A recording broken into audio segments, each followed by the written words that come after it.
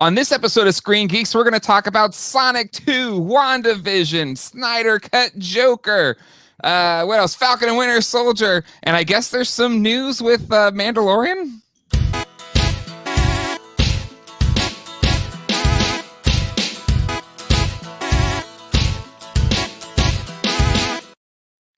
Hello, everybody, and welcome to Screen Geeks, the weekly show that is live and that talks about the last week and all things screens, TV, film, and sometimes games.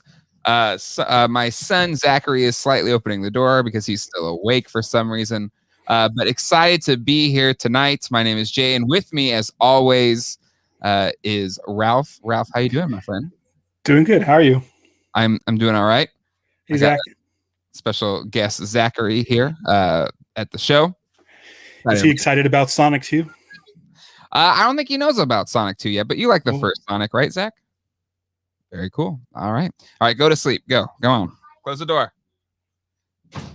That's some Geek Dad life moments right there. All right.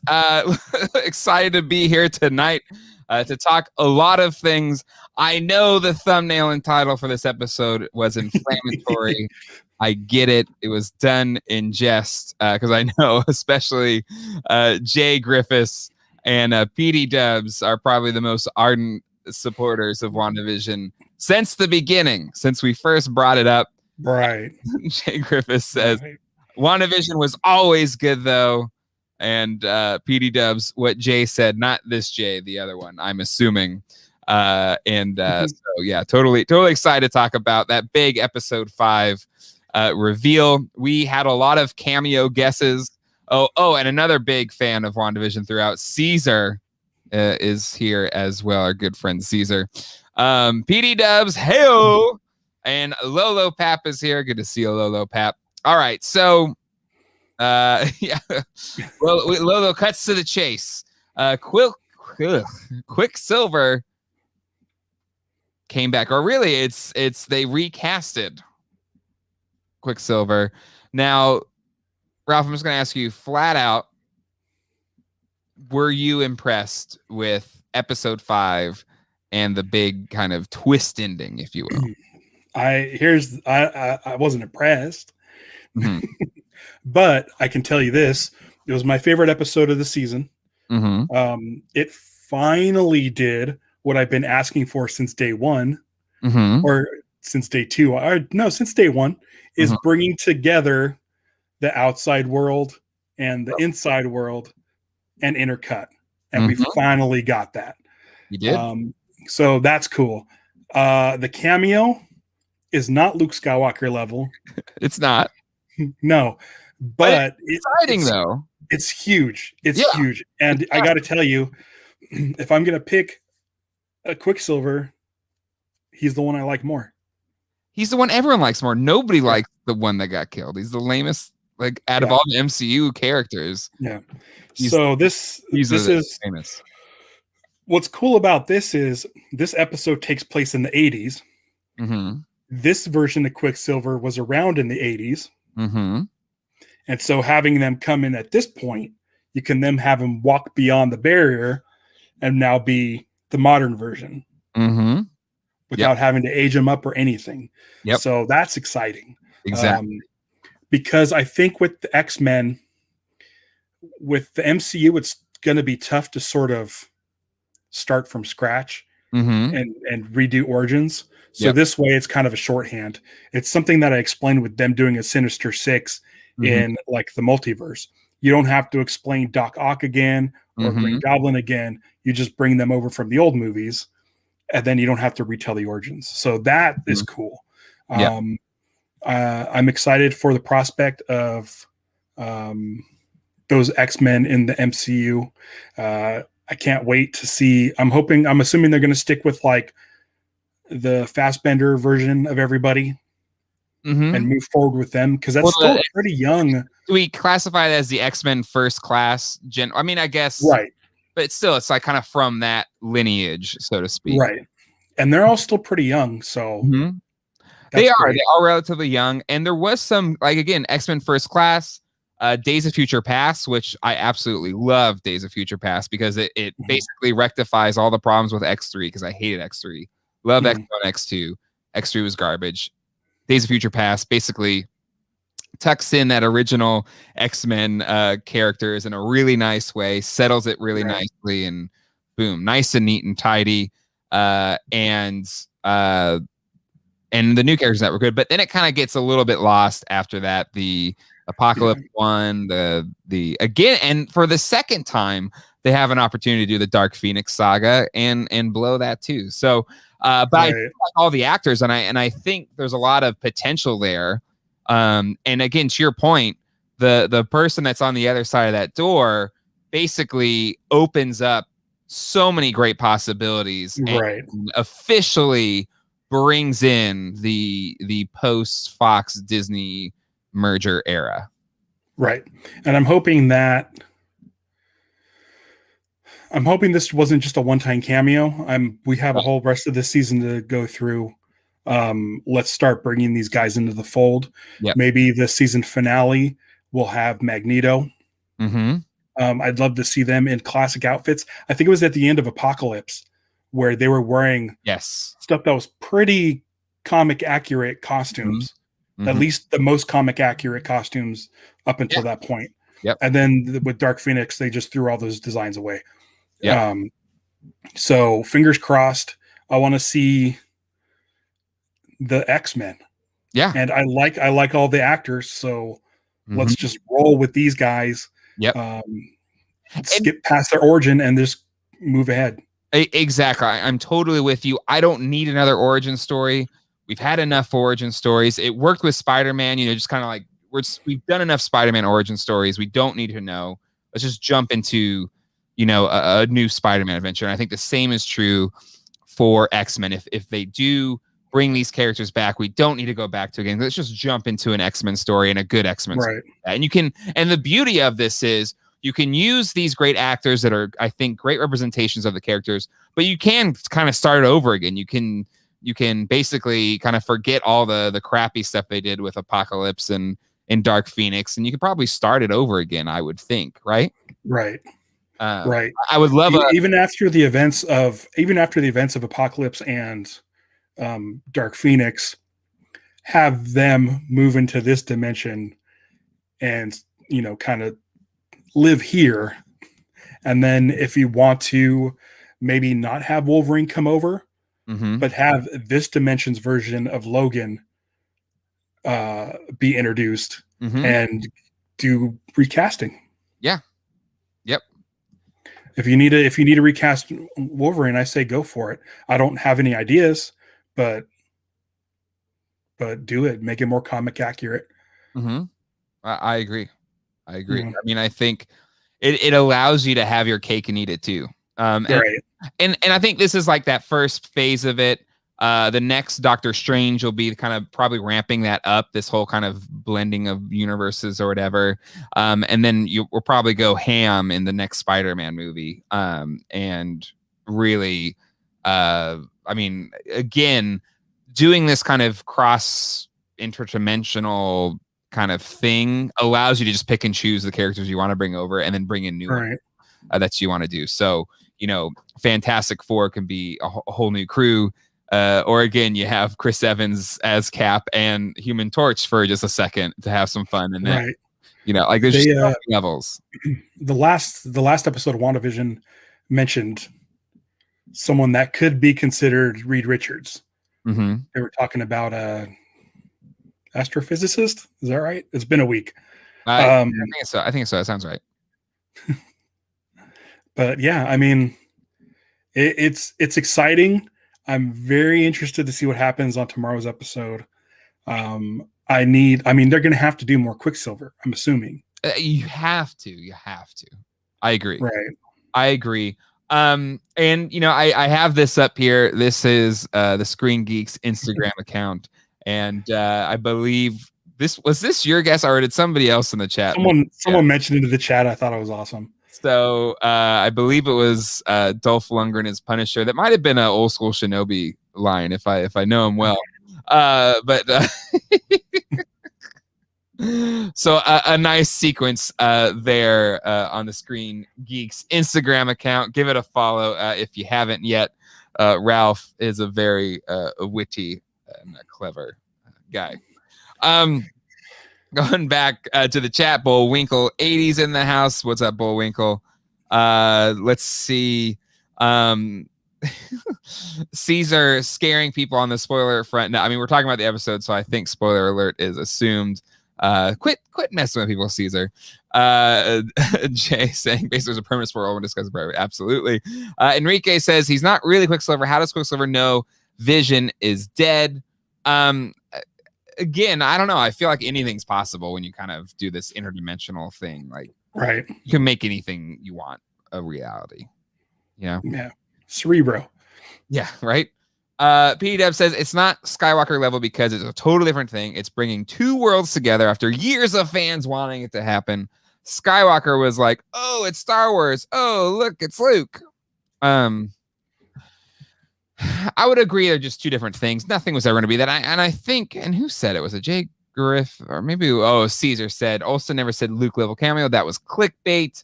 Olsen was just asked if there would be a cameo. People would be surprised by it, and she said yes. I mean, I get it. Caesar is an MCU stan. It's okay, Caesar. It's fine. Don't stress it. That scene where the mansion was exploding is great. I think it's Skywalker because of the possibility his appearance opens up. I agree. I feel like it's a very impactful cameo in the sense that this kind of merging the Fox and Disney MCU worlds together in a really big way. So while the character isn't necessarily, oh my God, it's Hugh Jackman or whatever. Right. The impact of him appearing is huge on want to see big universe scale. I want to see him running through this town, collecting all the people and taking them outside. Oh, and just I want one of those sequences. Yes. A sequence between him and Scarlet Witch exploding the world and him running through that exploding world, saving everybody. Mm-hmm. And then, duke it out over Vision's body. Mm-hmm. Where's Vision's body? Because I'm pretty sure that's not his body. I think they kind of made it seem pretty obvious because she went to the thing and stole his body by the video footage. Are you saying is that a red herring? I'm saying I don't think his body's reanimated. Do you? Not necessarily reanimated, but maybe she. Well, I mean, could be. It's a cybernetic thing. Like she could put it back together, possibly, right? Yeah. I mean, it's not necessarily like an organic. I guess that's the whole point of the last episode was you can't bring the dead back to life, and he's not a living being. Correct, but he also isn't the same Vision. You know, he's clearly he's missing chunks of who he is. Right. And he's starting to kind of figure something's up, which is nice. It was a good episode. It's what we've kind of been waiting for. Exactly. And, you know, I will stand by the first couple, or either first one. I think first one's fine being what it is, but the second one is like, okay, it's a little long in the tooth, which maybe that's incredibly impatient, but I just think, you know, you already did the little reveal that there's people watching the other side. Just get why spend another 2 episodes essentially waiting till you bring the other side full into it. But, you know, that's just Ralph and I's opinion. It's okay to disagree. It's okay. Let's see. Lenny says, whoever the big cameos, aren't they supposed to show up until the end, I believe? Maybe Doctor Strange? I mean, you're right. This is probably not the first or the last cameo. You think Magneto is the person who shows up in the end, but it really could be. Yeah, I'm not excited about a Doctor Strange cameo. Like it's cool, but I feel like a Doctor Strange cameo feels par for the course. Yeah, true. It's a little too on the head. And maybe that's not even a cameo. Maybe it's just like he's there. Right. You know? Caesar says, unfortunately, if you watch in Spanish or other languages, the engineer that is referred to is a woman. So Sue Storm? Could be. Esoteric Candy says, yes, they're hinting at FF already a few times in WandaVision, laying the groundwork. I mean, I think you gotta take another stab at Marvel's first family. I think you need to. Let's see. What if it's James McAvoy as Reed Richards and Jennifer Lawrence as Sue Storm, and they just like mix up X-Men with Fantastic Four, like they go haywire. Maybe. I really want. I mean, it's the fan casting that everybody wants. I want the John Krasinski and right. Olivia. Is Olivia? No. Emily Blunt. Emily Blunt. Thank you. Like, I just feel like they're perfect. They are perfect for that. But sometimes fan casting is what they go with, and other times not so much. We'll see. We'll see. Let's see. Lolo says DC Multiverse is also amazing. Hey, listen, you got some DC fans right here. Looking forward to that. Astronauts that got lost in space, Fantastic Four, maybe. Right. Esoteric agrees. F. will be Krasinski and Blunt as Reed and Sue, been championing that for the past couple of years. I mean, I think again, it's like I think that it's people have been mocking it up, and just so many people. I feel like if it's not that, I feel sorry for whoever they do cast as it, because it's just one of those things where it's been fan casted to the point of I don't know if you can do anybody else, right? Like unless it's phenomenal, unless it's true. Like, yeah. So we'll see. All right. Any other things here? Okay, Enrique's with us. He hated 1 and 2. Okay, I know a lot of maybe we're not as vocal, but I know there's a lot of people that didn't really dig the first couple episodes. Yeah. Fats. You nailed it. You're incredibly impatient, and that's fine. I can recognize. No, listen, it's storytelling. If you set up that there's an outside world, you don't wait 2 more episodes to introduce those characters. Mm-hmm. That's not impatient, and that's not even just a slow burn. That's just bad storytelling. Mm-hmm. Fett says Jack Black is Reed Richards. Hey, listen, I love big Jack Black fan, big Tenacious D fan, love his YouTube channel, and he recently posted this video of him as Thor. Right. It is absolutely hilarious. I would love Jack Black as Ben Grimm. Sure. I love Jack. His face already looks like a Jack Kirby drawing. Like, it's true. It is true.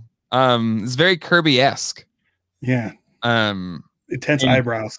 Mm-hmm. Mm-hmm. Long live the D. Indeed. Yeah. Always been a big fan of Tenacious D. Ever since the little HBO shorts. Even though I know he's on they were on Mr. Show, I think, first, right? Isn't that where they first got their TV? Yeah, I remember seeing him there. And he was in Waterworld. That might even be Waterworld?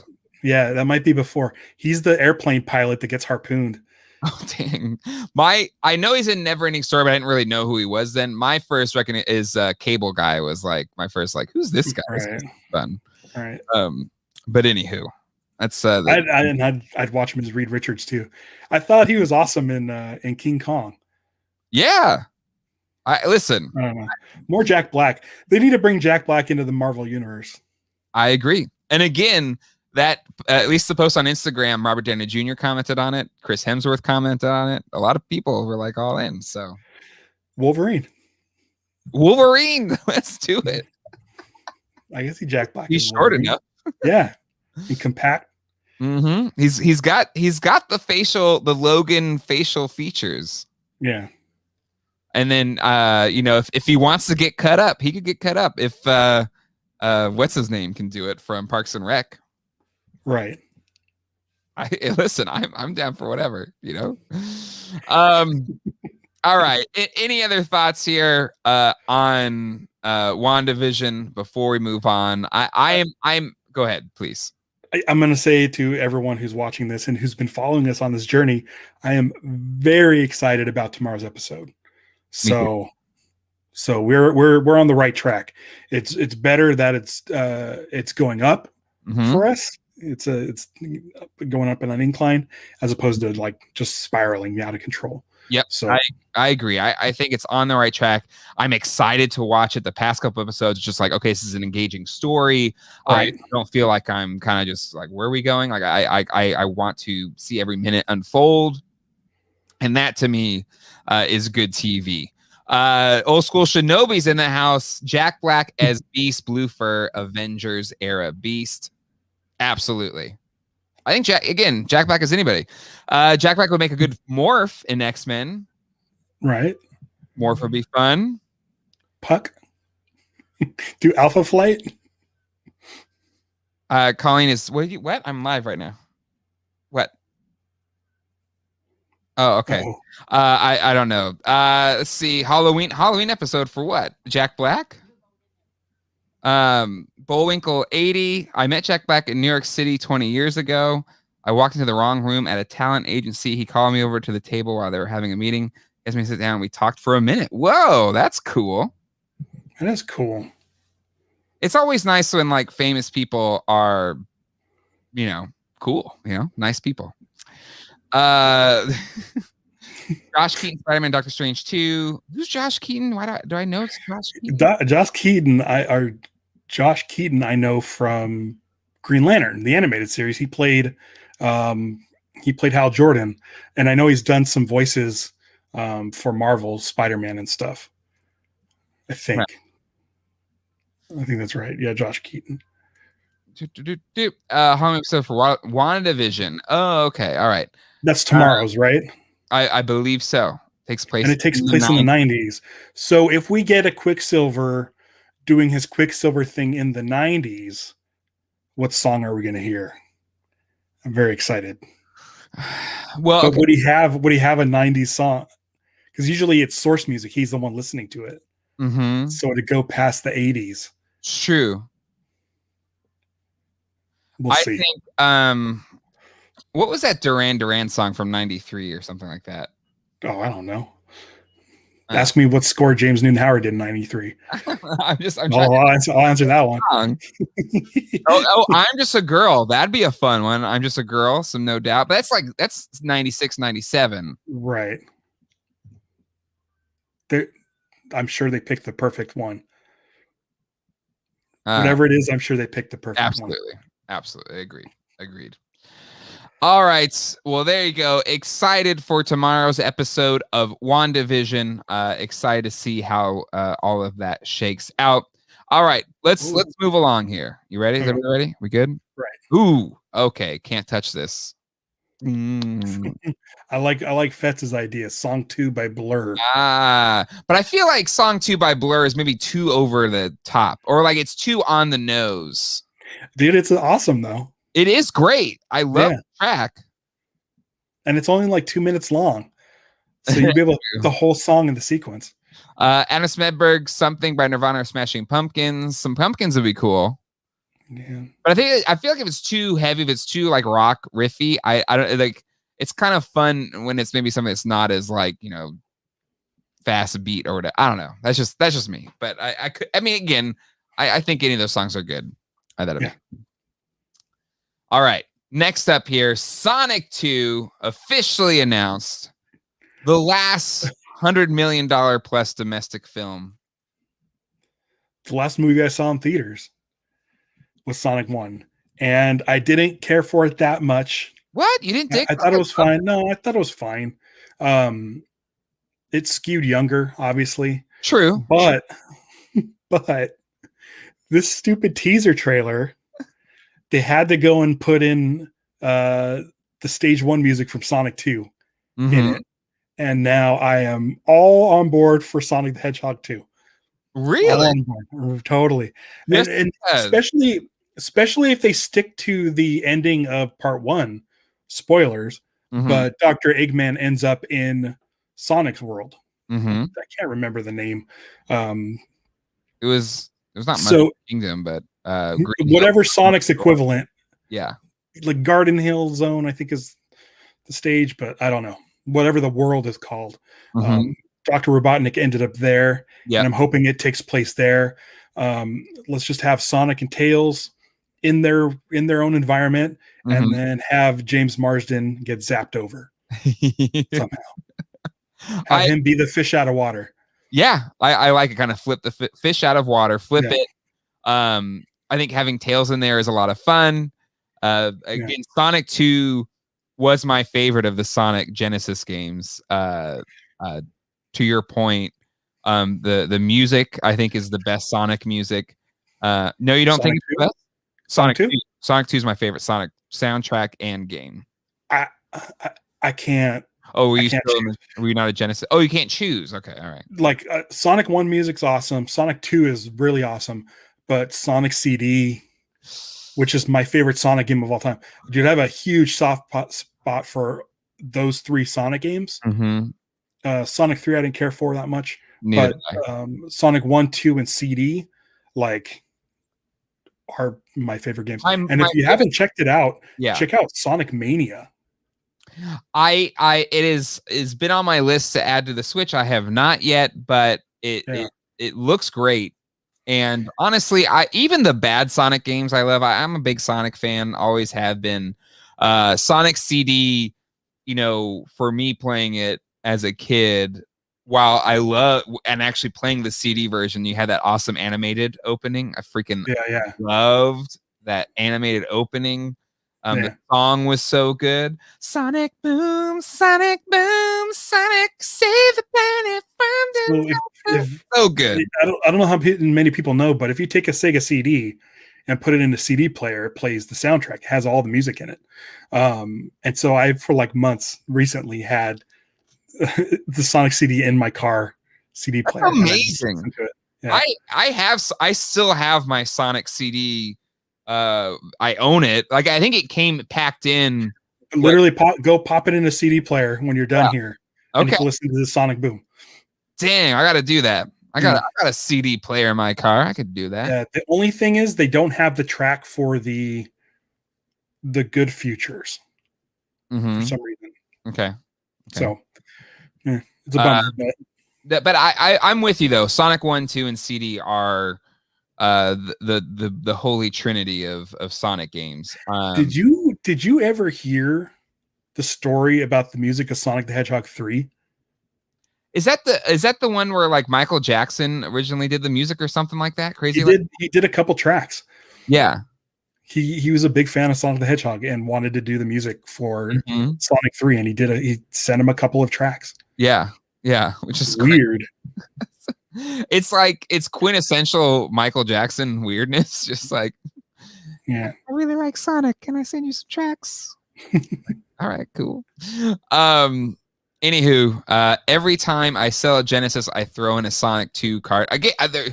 They're plentiful. Sonic 2 is the Mario / Duck Hunt cartridge, in which they must have made a bajillion. Sonic 2 is the best. And Sonic 2, so many levels, great music. The fact that they put Robotnik at the end of the second stage allowed them to add more stages. It was awesome. I love Sonic 2. And the charge up was introduced in 2, which to me is Super Sonic. Yeah, exactly. And that's the game changer in gameplay for me. Where like Sonic 1 is fun, but like the actual gameplay, it kind of peaks with Sonic 2 and Sega Sonic CD. Like just the feel and the just the speed of everything was just perfect in those two. And honestly, nothing else has kind of matched that feel, to me at least. So this is what I'm talking about. So Sonic 4 came out a few years back, maybe probably like 10 years back. I remember it was like MySpace era because I was all amped up for Sonic 4. And then I got the demo and he just didn't move right. It didn't move the same way. So what happened was there's this guy named Christian Whitehead, and Christian Whitehead made a port of Sonic CD that you could play online. And it was really good. And he adjusted some stuff. He made the spin dash the same as Sonic 2 because spin dash is different in Sonic CD. And he did all these minor tweaks that made it the best version of Sonic CD. And then Sega comes after him. Oh, really? Interesting. Sega comes after him and says, "This is amazing. Can you help us port this to systems?" And that's what happened. So once that came out, Christian Whitehead then moved on and said, and created Sonic Mania with Sega. So it uses the same controls.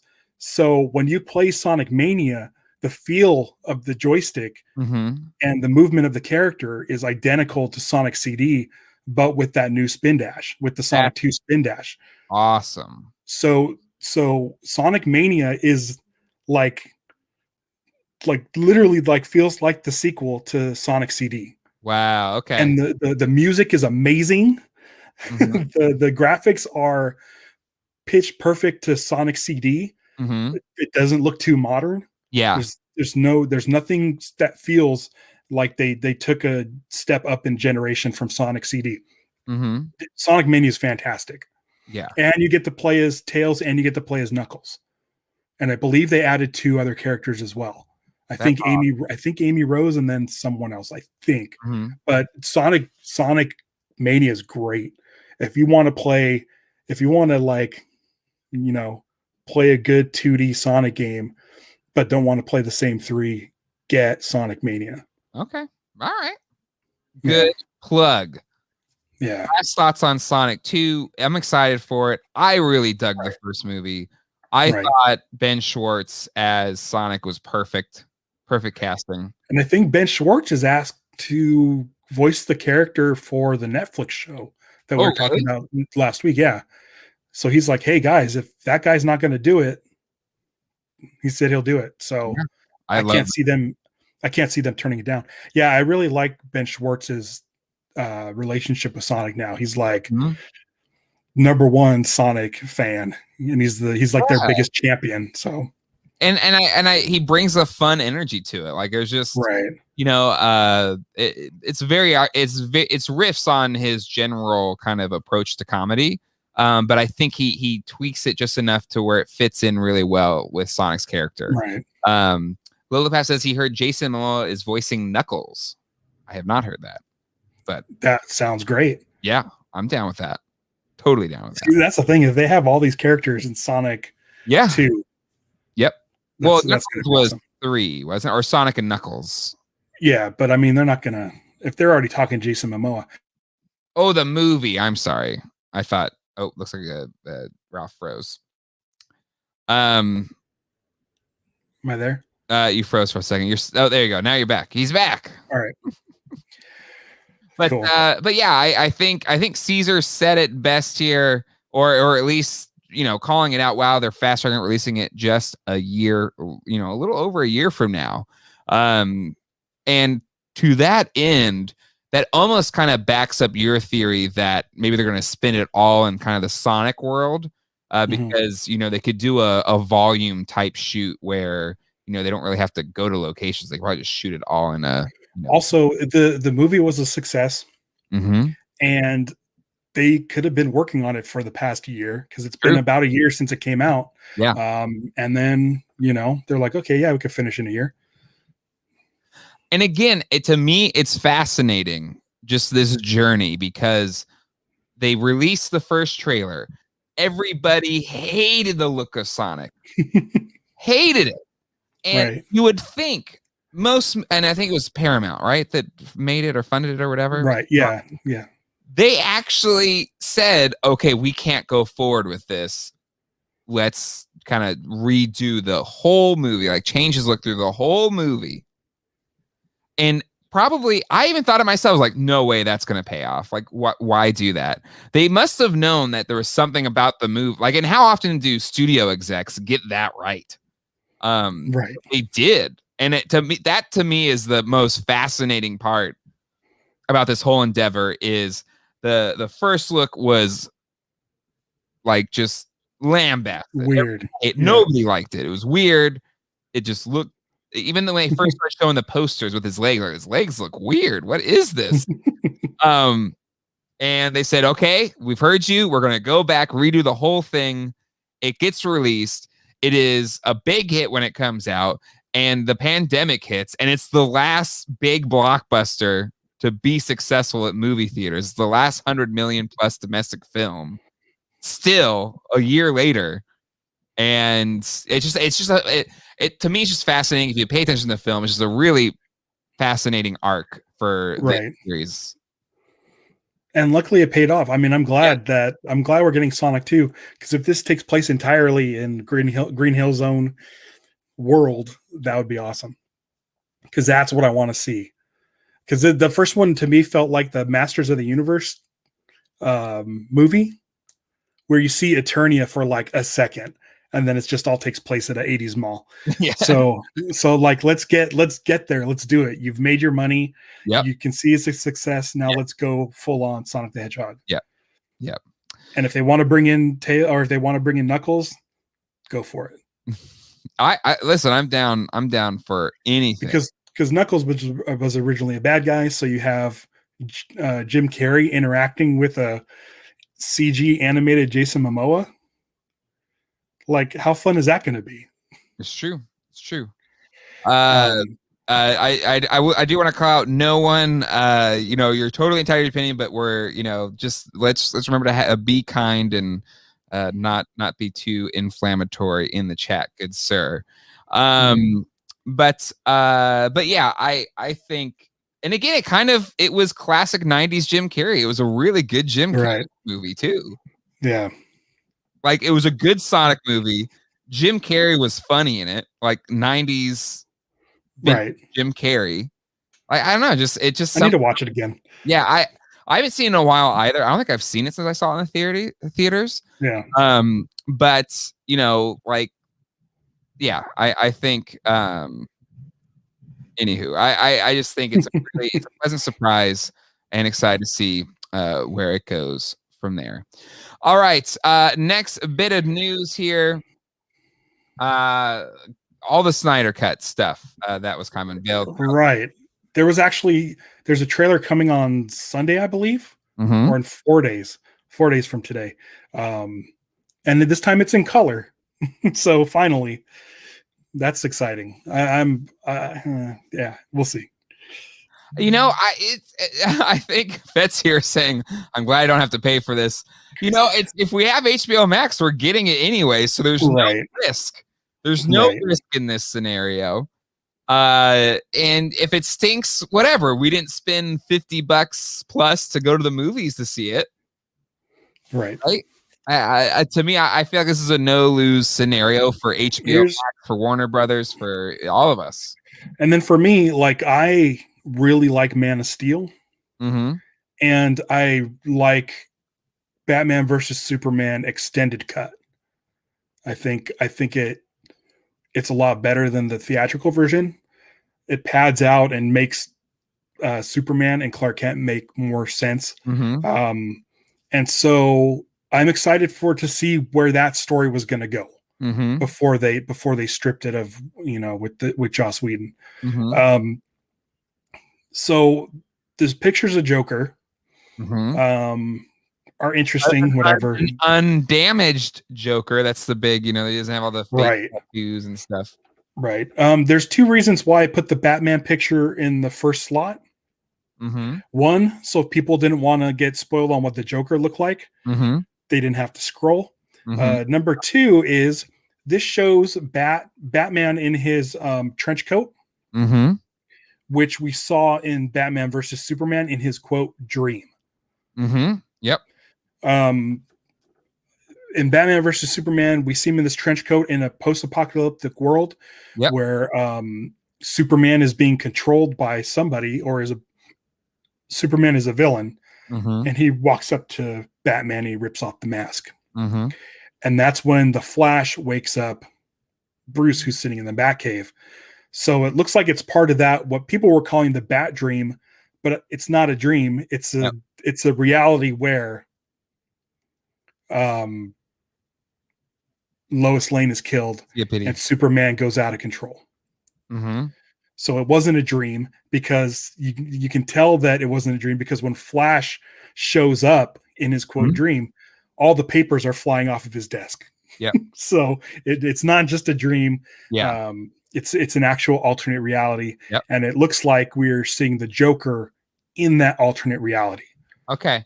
Because to me, him being here and seeing Joker, I thought the whole appearance of his grill essentially is because, like, in the backstory, Batman apparently like just knocked out all the Joker's teeth. Yeah, and is this going to be that scene where he beats the crap out of Joker, knocks out all his teeth, and then sets him on his path to be the Joker we saw in the first Suicide Squad? Could be. I don't know. Or it could be an alternate reality where this he never put those tattoos on. I'm not sure. Yeah, What are your thoughts on the look of the Joker?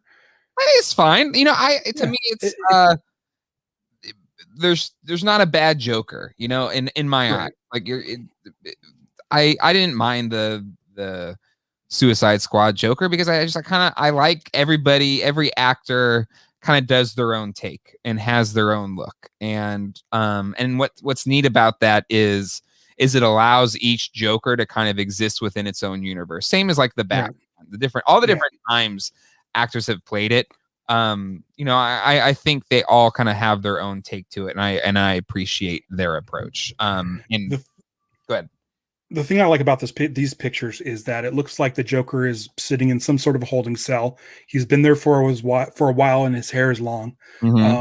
And because Batman, this version of Batman, is living in a world where Superman is a villain, he needs to team up with the Joker to figure out a way to stop him. What's the best way to stop Superman? And the only person he has to turn to is the Joker. Because it might be the only person he trusts. That's true. Yeah. You know? Yeah. The Joker is completely 100% on the surface. Do you know what's going on? He's crazy and I feel like Batman, this is the only person Batman could turn to. Yeah. So I'm interested in seeing how this plays out. It's obviously, from what we've seen in the short clip that they posted earlier this week with Steppenwolf versus the Amazons. That was gruesome. And then the images that we saw there was a teaser today, a teaser for the trailer coming out on Sunday. Like, it looks very, very different than what we got in Joss Whedon's version. So I think that movie was under 2 hours, the Joss Whedon Justice League, and they reshot a bunch for that. And this is a 4-hour film. So there's going to be a lot of story in this. And I'm excited to see it. I'm actually looking forward to revisiting Man of Steel and Batman versus Superman extended cut before watching this. Because I'm afraid, like, I'll remember things from Justice League as it is, and then have it mess with my viewing experience for this Justice League. Yeah, for sure. Yeah, because I mean, I think, and I believe Scott Eric said it, but you know, where I will appreciate Snyder for his ability to set up, you know, great scenes or just like beautiful looking scenes. Do I dig his storytelling or his general directing? No. But you know, it'll be interesting to see how this all pans out, because I am with you. I thought Man of Steel was pretty good. You're never going to meet the original Superman films, the Donner Superman films and look. But you know, I thought it was a neat take on it. And I was fine with the Justice League film. Like, was it perfect? Yeah. But I enjoyed it. It was fun. Yeah.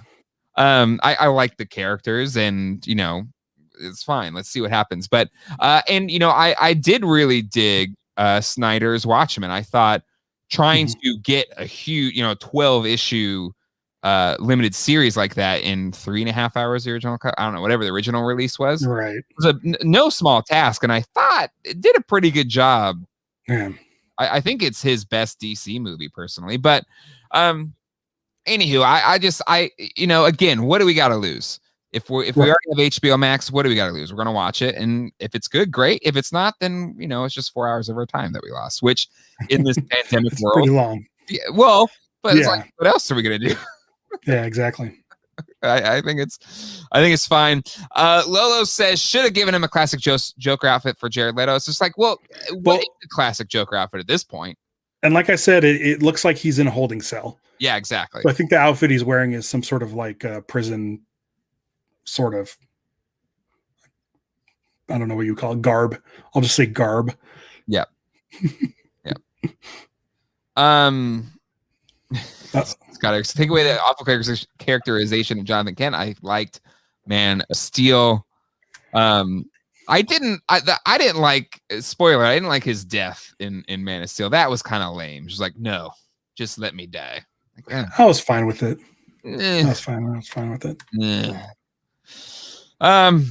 know, I'm waiting.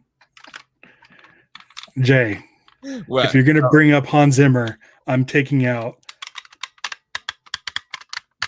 my. Don't do it to Jay. Don't do that to him. Don't. You know, there's consequences to mentioning his name. I believe now this is a big deal. I believe this is what's happening. Okay. Danny Elfman scored Joss Whedon's version of the Justice League. Mm-hmm. I believe Junkie XL was originally supposed to do it. Mm-hmm. And I believe he's back to rescore the film. Really? Junkie XL. I believe so. If you go to Junkie XL's Twitter page, I want to say that Justice League is his header image. Mm-hmm. I could be wrong. Well, let's do it. We got the internet at our fingertips. What's his website? You said? It's his Twitter is just Junkie XL. JUNKIE. Oh, XL. And I'm excited about that. Junkie XL did this guy, Junkie Hulkenberg, Tom Hulkenberg. Yeah, Tom Hulkenberg. Tom Hulkenberg. Oh, yeah, there you go. So he co-wrote the score for Batman v Superman. Mm-hmm. And then I wanted to say that when it came to Justice League, he was going to do this one by himself without Hans Zimmer. Mm-hmm. And then Danny Elfman got it when Joss Whedon came in and did reshoots. It might have been due to scheduling. Sure. Yeah. But yeah, I'm pretty sure he's doing this Justice League. Incidentally, he also scored Sonic the Hedgehog, the first movie. Well, he's got my photo figure.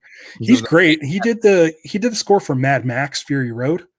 Oh no, he's a good dude. And he did Deadpool 2. Deadpool 2, and I think maybe a John Wick or something. Throw a John Wick in there. One of them Wick. Yeah.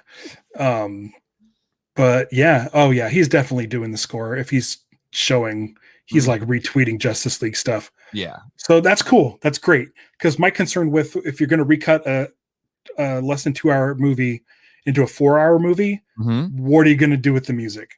Are you going to like stretch out or reuse stuff from other stuff? It looks like they're going to have an original score. Yep. So cool. Everyone go out and get your Danny Elfman vinyl soundtracks to Justice League while you can. You know they'll keep repressing those things and doing special and double. That was the best. That was the best thing about that score when Danny Elfman did it. He's like, we already have great themes. I'm just going to use them.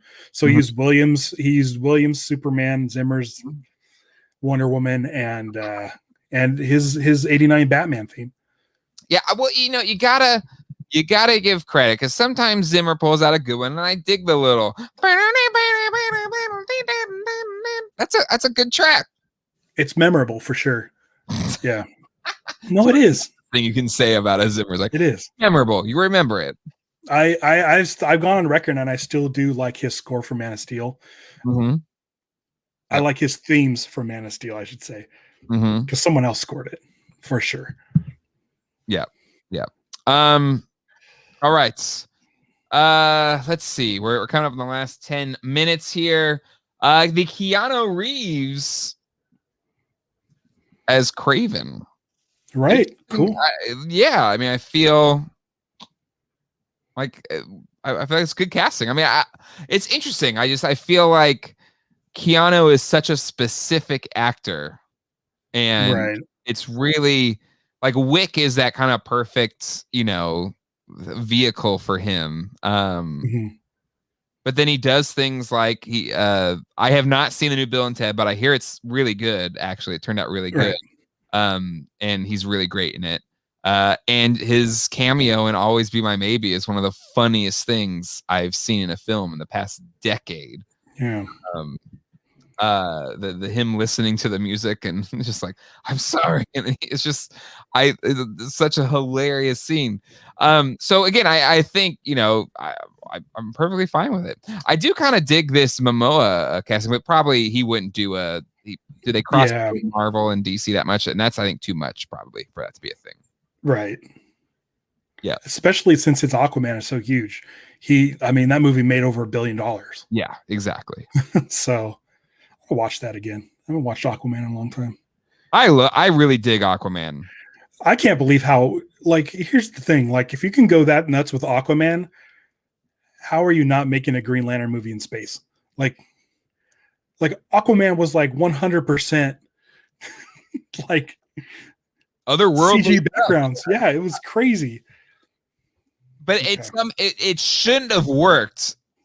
And even when you see it all, this shouldn't work. But it worked. It was fun.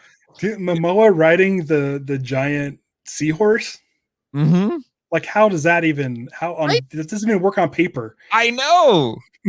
And then there's the weird kind of Little Mermaid-esque thing, like where they're having the romance thing with the flowers and stuff, and it's just like just the I don't know. It was so it shouldn't have worked, but for some reason it was enjoyable. The whole thing. They didn't hold back. They didn't pull any punches. They just went for it, and that's what that's what DC needs to do is just go for it. Mm-hmm.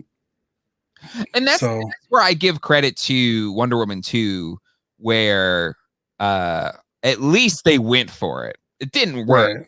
Right. I don't think it worked generally, but Pedro Pascal went all in. Went full, like I thought he did a great job with the character, had fun with it, and at least it wasn't. At least it was different, and it was weird. It was trying to be weird. It was a weird concept to go with. It didn't land, but at least they went for it as opposed to the same generic comic book movie. And that's another thing about Justice League is we get to see more Wonder Woman in less than a month, or I guess a little bit more than a month. But still, I'm excited about that. Yeah. Agreed. We get to see more of these characters. Can't wait. Scott Eric has good news for you, Ralph, as our resident GL fan. Ralph, the GL Corp series will lead to a GL movie. Don't worry, trust me.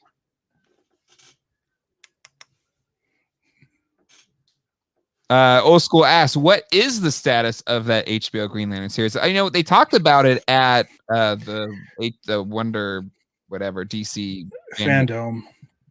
No, it wasn't the Fandom. It was at the HBO one. Yeah, the upfronts. Yeah. Did they give a timeline to that at all? No. And then they mentioned that like smack dab in the middle of COVID. So we haven't heard any casting announcements, anything like that. As soon as we do, you will know on Screen Geek's Instagram page. That's true. Yeah, dude, that's true. You guys better watch out once this Green Lantern. Oh, he froze again. He was so excited about Green Lantern that he froze. You got so excited, Ralph. You froze your internet. Yeah, it's gonna happen. Anywho, yeah, I think to your point, the day that comes true and is ready, the Screen Geeks Insta is gonna go ham for Green Lantern. Happy birthday to John Williams, 89th birthday. Oh, yeah. And I do have a John Williams story. Recently, I think I was scrolling through Facebook or something as, we switch off between who's got to put who to bed, and it was my turn with Zach, and he usually diddly dalls and plays with toys or whatever before he gets into bed and we're going to read a story. So I'm just kind of scrolling, waiting for him to, jump in bed. And whoever it was, when John Williams relatively recently conducted the German orchestra or something for a series of of his famous scores or whatever. I think it was like the German Philharmonic or something. It's on YouTube. But anyway, so he's conducting, I think, the Imperial March, and then Zach hears it and he's like, and he comes over and he starts watching it. We start watching together. And he's like, oh, so this is how, they do the music from Star Wars? I was like, yeah, this is John Williams. He wrote this music and he's conducting it. That's why this is kind of really special. It's like, oh, that's cool. And it's like, what other music did he do? And I was like, well, he did Jaws, E.T., and he loves Jurassic Park and Home Alone. And I was like, he did Home Alone, and he's like, Home Alone. And then and I was like, he did Jurassic Park too. He did, and then I was like, in that same concert they did the Jurassic Park theme, so he played that, and he was just so enamored by it. He's like, this guy is amazing. Like he is. He really is. He knew already. Zach knew already. He was just trying to stall to go to bed. Can you name me John Williams scores? Like of all the people to pick. But he was just like, he really, because again, he loves Jurassic Park. Absolutely loves that movie. And both him and Alex sing that theme, like when because they have a bunch of dinosaur toys, and like they're always like bam bam bam bam da, da, da. So they really had a fun time. And Colleen says it right here. So Zach will have Alexa play the entire Jurassic Park soundtrack. So like when they're playing, we have Alexa's. He's like, Alexa, play the Jurassic Park soundtrack. So they'll just have the Jurassic Park soundtrack going on in the background. All right. And then, the last thing we did want to talk about, it's not here on the Insta, but the big news today, or at least the past couple of days, Mandalorian will no longer have Gina, whatever, Carano. Carano. I mean, whatever you believe, you say inflammatory crap, you're gonna get fired by your employee, generally speaking. And and it's not without people trying. I know Pedro Pascal went and talked to her and tried. And I think every human being deserves a chance to grow and to be learned and get better and kind of change their worldview. But it just seems that this person just kept wanting to push those boundaries. But in terms of Disney, or at least Lucasfilm, the way they said it seemed like they were already moving on from that character being in the story anyhow. Like she might have had a spin-off. Right. But the spinoff was the what was it? Oh gosh, it was in that episode where I talked nonstop for like 30 minutes about what Disney was doing. The Rangers, is it the Galactic Rangers or the Rebellion something or others? Yeah. But that it could be somebody else, or you recast it. I love the Lucy Lawless calls for recasting. That'd be cool. I don't want recasting. If they're gonna go so far as to make a young CG Harrison Ford and Princess Leia and Luke Skywalker and stuff, like just don't recast. Just create a new character. And to be honest, they don't even have to act that great. She didn't. So just it's literally anybody. Yeah. It seems like, did Alexa actually start playing the Jurassic Park soundtrack? I'm hearing it outside the door. I may have said that too loud. Is Colleen watching this in the living room? I don't know. She's probably upstairs watching it. But anyway, I hear it. But I hear the John Williams score going on in the background. We're gonna get. Someone said replace her with Dash Rendar. That'd be really cool. Dash Rendar coming into the show would be great. I mean, the internet's all over this story. Do you really want to replace a female character with a male character? True. So let's replace her. Just I don't know. Mara Jade, maybe. Mara Jade would be dope. Yeah. I'm down for whatever. Caesar, I love this. She said Alderaan things in Alderaan places. Let's see. But I think I think you listen. Maybe you Dash Render another series. I feel like there's a whole bunch of ways you could go about that. I don't know about TV shows for everybody. Yeah, exactly. Make a Dash Rendar show. Make it set in the 90s. There's already a bajillion Star Wars shows. Just make one Dash Rendar. I don't think you need to replace them with somebody else. But anyway, again, I'm not losing any sleep over it. Me either. At the grand scheme of things, I really think Mandalorian season 3 doesn't really need to have Cara Dune in it, because it seems like it has a chance to completely just kind of start a new story, and probably following the trying to or overtake Mandalore again, if they're going to do that or whatever. Clearly there's going to be some beefs between why am I blanking on her name? Katie Sackhoff's character. Right. Bo-Katan. Bo-Katan, thank you. Clearly that's kind of the big setup for whatever happens after, because to me that's what's kind of really nice about 1 and 2 of Mandalorian. It's a pretty tight story that has a beginning and kind of end, and so now it has a chance to just go do something else. Right. Which I think will be fine. All right. One more story that we didn't mention. Yeah. Falcon and Winter Soldier. There's a new TV spot during the big game. It looked cool. I'm excited for it. A friend of mine, friend of ours, Kirk Francis, was saying that he got sort of Gus and Sean vibes from Psych with their interactions. Yeah. The show looks fun. I don't have much to say about it. Last night I watched Captain America Winter Soldier. And that's where we get the introduction of the Falcon and the Winter Soldier. And it was awesome to see where they, where their relationship was. That movie is awesome, by the way. Mm-hmm. It's one of my favorite Marvel movies. So it made me excited to see the show. I have nothing more to say about it. What I forgot, though, was that is the episode, or that's the movie, Winter Soldier, where they introduce Wanda and Pietro. I totally forgot. Oh, that's right. That's the one. So I was like, oh, that's kind of a fun bonus. Yeah. So that was everyone go watch that movie. It's very, very relevant to right now. Yeah. I love Winter Soldier. So good. So good. So good. I remember Colleen was pregnant with Zach during that movie.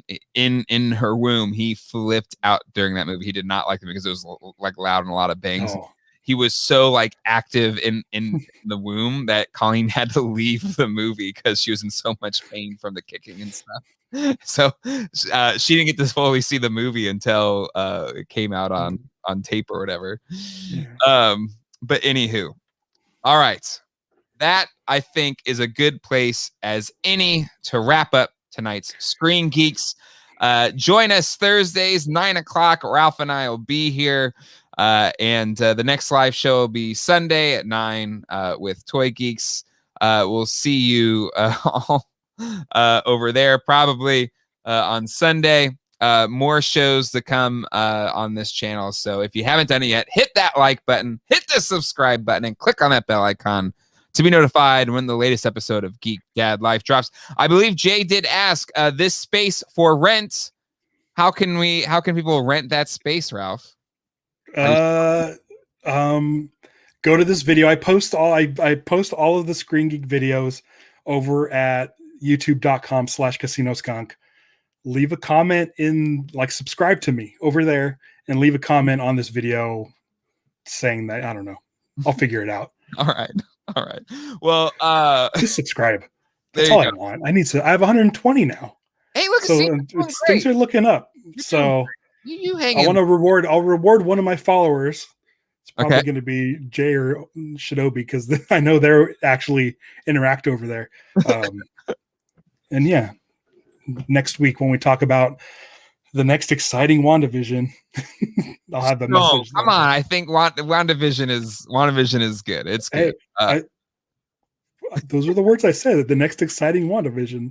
You had a little snarky there behind your voice. I sensed it. Never. Again, thank you to everybody in the chat. We'll see you all next time. Till then, hasta luego and goodbye.